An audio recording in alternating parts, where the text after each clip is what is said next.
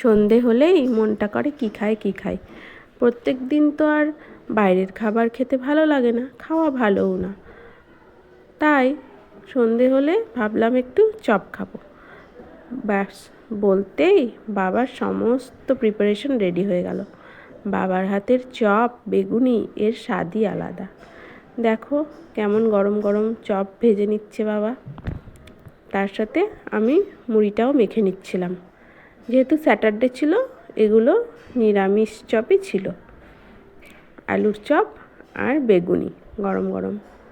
ব্যাস এই যে চপ ভাজা রেডি, তার সাথে বেগুনি আর এই যে মুড়ি মাখা। কেমন হয়েছে বন্ধুরা অবশ্যই জানিও।